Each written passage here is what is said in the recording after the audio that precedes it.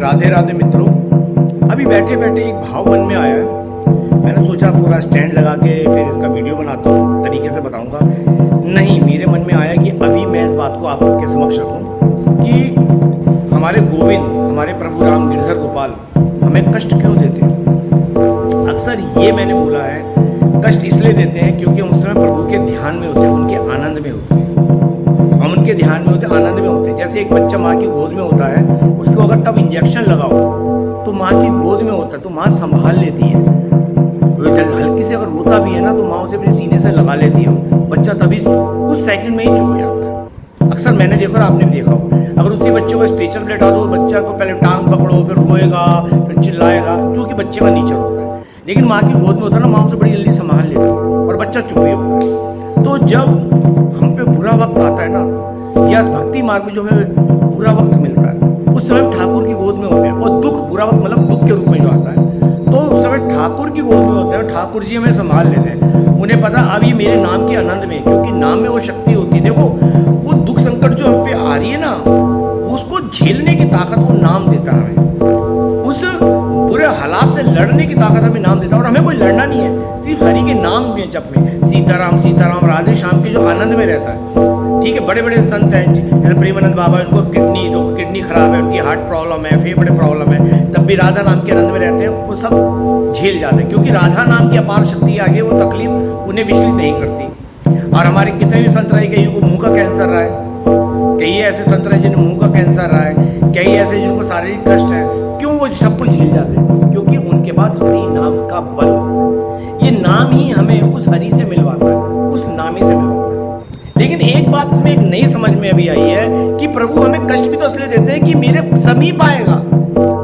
बल्कि हम कहेंगे प्रभु ये कष्ट आ रहे तो प्रभु को और कष्ट देंगे। तभी तो कहते हैं ना, कई लोग घर वाले, अरे इतना नाम जप करता है, तेरे पे कष्ट आ रहे, कष्ट पे कष्ट आ रहे, क्योंकि प्रभु देख लेते हैं ये इस कारण बहाने मेरे पास तो आ रहा है, ये कष्ट ये मेरी ओर तो लेके आ रहा है, तो और हमें कष्ट देना शुरू करते हैं। इसका दूसरा रूप यह है कि प्रभु हमें कष्ट इसलिए देते हैं कि हमारे सारे पापों का जो इस जन्म में हम प्रारब्ध के रूप में लिखवा कर लाए, इस जन्म के पाप वो हमसे फ्री हुआ है। भगवान कहते हैं जल्दी दे दो, अभी जल्दी से फ्री हो जाएगा। जैसे संसार में धनवान आदमी जिसके पुण्य जागृत होते हैं और वो मनमाना कर रहा था, प्रभु कह रहे हैं जल्दी जल्दी से इसके पुण्य के साथ सुख दो, जल्दी जल्दी इसके सुख हो, ये सुख जल्दी भोगेगा। क्योंकि आप जब सुख में हो, दान पुण्य नहीं कर रहे हो, मनमाना खाना मनमाना पहन कर रहे हो, सारा असुरी प्रवृत्तियां काम कर रहे हो, सारे उस धन का मिसयूज कर रहे हो, तो प्रभु जल्दी जल्दी तुम्हें सुख दे देते हैं। ठीक है, ताकि जल्दी से इसके सुख पूरे होए और जल्दी से इसके पाप एक्टिव होए और फिर ये दुख भोगे। और ये होता है, आप अगर धन का यूज दान पुण्य में नहीं करते, गौ माता की सेवा में नहीं करते, दीन दुखियों की सेवा में नहीं करते, मन माना खाना करते, उसका मिस यूज कर रहे हो, भोग वासना में लगा रहे हो, तो यकीन मानना आपके जो अभी स्वीकृत कर्म है ना, जो पुण्य बाकी है वो जल्दी जल्दी नाश होगा। अगर आप ये दान पुण्य में लगाओगे तो ये पुण्य और कई गुना बढ़ जाएगा और अगले इसका फल अगले जन्म भी तुम्हें मानव देह मिलकर मिलेगा भोगने के लिए। लेकिन आप भोग वासना में पढ़कर अपने इस धन का मिस यूज करते हो, बेजुबान को खाना, शराब पीना, मदिरापान, तमोगुणी आहार करना, व्यभिचार करना, तो यही तुम्हारे नाश का पतन का कारण होता है। और यही उल्टा होता है भक्ति मार्ग में। भगवान क्या कहते हैं, अरे इसे जल्दी से दो, अब ये मेरे नाम के रस में डूबा हुआ है, ये सब झेल जाएगा। हम नहीं झेलते, वो नाम है ना, नाम वो शक्ति देता है। जो नाम है ना, हमें लड़ना नहीं पड़ता, वो नाम अपने आप उस दुख का ना निवारण कर देता। ये बात सच्चाई है, ये बात सच्चाई है कि नाम की शक्ति अपार है। उस नाम के बल पे तो प्रभु हमें मिलते हैं, प्रभु ऐसे तो मिल नहीं सकते। नाम ही को पकड़ना तो उसका नाम जप। और कलयुग तो वैसे भी नाम आधार है। और एक बात याद रखना, कलयुग में सब कुछ खत्म है, सिर्फ एक दान रह गया है। जो इंसान जितना दान करेगा, गौ माता को दान करेगा, बेजुबानों को खिलाएगा पिलाएगा और गाएगा नहीं, दान गुप्त होना चाहिए, और दीन दुखियों की सेवा करेगा, बस उसी पे कृपा होगी, वो ही आने वाले समय भक्ति करके भवसागर पार होगा। क्योंकि दान पुण्य अब खत्म होता जा रहा है।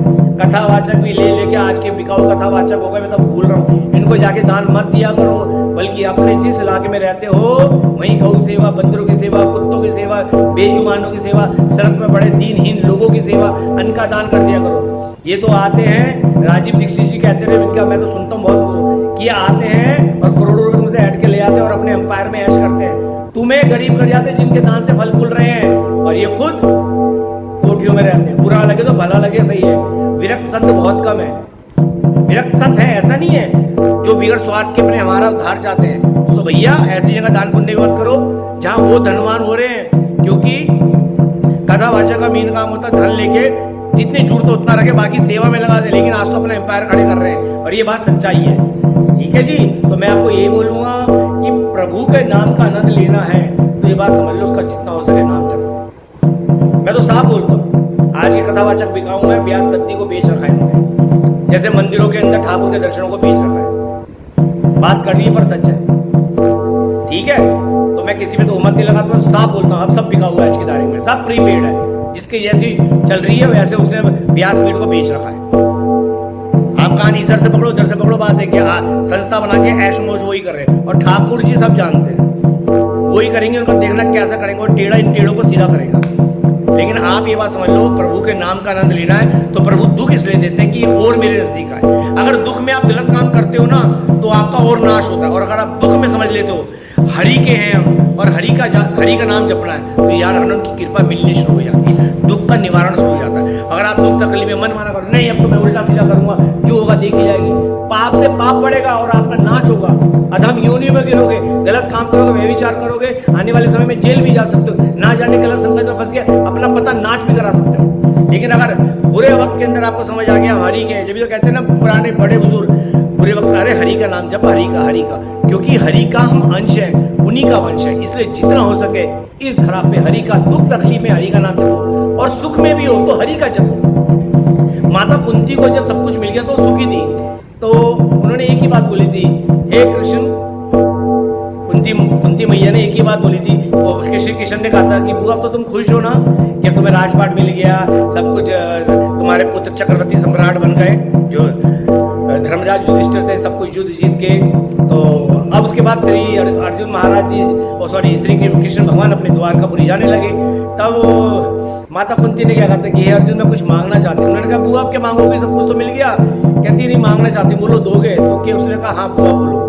कहती देखो जब मेरे पास कुछ नहीं था तो तुम थे, आज सुख मिला तो तुम जा रहे हो, तो हे कृष्ण मेरे जीवन में दुखों से भर दो, इतना कष्ट भर दो कि सदा मैं तुम्हारे ध्यान में रहूं, सदा तुम्हारे आनंद में रहूं। तो दुख हमें हरि की ओर लेके जाता है। याद रखना, अगर संसार में आपका सुख साधन धन दौलत है कभी आप भक्ति मार्ग में नहीं जाओगे, कभी भी आपको भक्ति रास नहीं आएगी। घर में पूजा पाठ करोगे जस्ट फॉर्मेलिटी के लिए, और आपके पास जहाँ दुख आ गया, जहाँ आपके पास कमी है पैसों की, वहीं आप प्रभु का नाम जपोगे ना, याद रखना आपके रास्ते खुल जाएंगे उद्धार के। संसार का हर सुख का भोग बाद में हमें पतन की ओर लेके जाता है। संसार के हर सुख का रिजल्ट दुख है, यातना है, ये याद रखना। संसार के हर सुख का फल दुख है, और भगवत मार्ग में अगर जो चल पड़ता अपने दुख में या सुख में, उसका फल भगवत प्राप्ति है। ये मेरी अपनी पर्सनल अनुभूति है। तो ये बात आई से पहले कि ध्यान से निकल जाती, तो मैंने कहा चलो ऐसी मन के भाव आप लोगों से शेयर करता हूँ। इसलिए जितना हो सके हर परिस्थिति में हरि नाम जपो, हरे कृष्ण कृष्ण कृष्ण हरे हरे,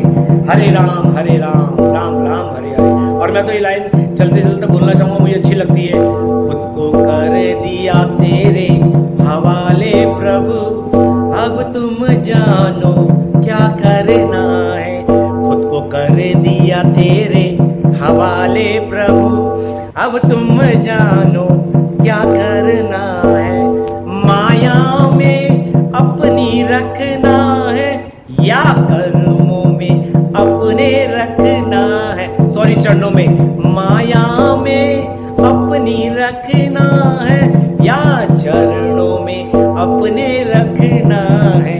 खुद को कर दिया तेरे हवाले प्रभु, अब तुम जानो क्या करना है। और मित्रों यही जीवन की सच्चाई है कि प्रभु अब तुम जानो क्या करना है। हमेशा के लिए प्रभु मैंने मुझ नीच अधम पे आपने कृपा करी, मुझे ब्रजवास दिया, मेरे गुण छोड़ो, गुण भी नहीं देखे, बस अब आप जानो मुझे माया में रखना है या मायापति अपने चरणों में रखना है। इसी भाव से दास यहाँ जीवन जी रहा है, इसी भाव से मैं ब्रज का आनंद ले रहा हूँ। मैं तो फिर कहूँगा कि हरि से बढ़कर हमारा कोई सगा नहीं है, क्योंकि याद रहे इस धरा पे हम श्री हरि का अंश है, उन्हीं का वंश है। इसलिए दान पुण्य करो, वहाँ करो जहाँ दान पुण्य की जोड़ दो।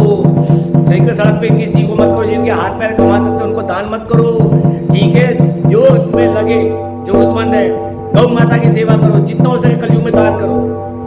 कलयुग का धर्म ही दान है, कलयुग का धर्म ही दान है, इसलिए जितना हो सके। और दान के कभी वीडियो मत बनाओ ना गाओ, करो और बोल जाओ प्रभु आपकी प्रेरणा से किया, आप जानो आपका काम जाने, मैं तो सिर्फ जरिया था। जैसे ये सारी बात कही मैंने अपने हरि की प्रेरणा से बोली, प्रभु आपने बुलवाया, आपने भाव दिया और आपके लोग ही सुनेंगे, बस मैं तो जरिया था। इसलिए जो भी करो खुद करो, दान के रूप में कभी अपना बखान मत करो वरना शून्य हो जाएगा।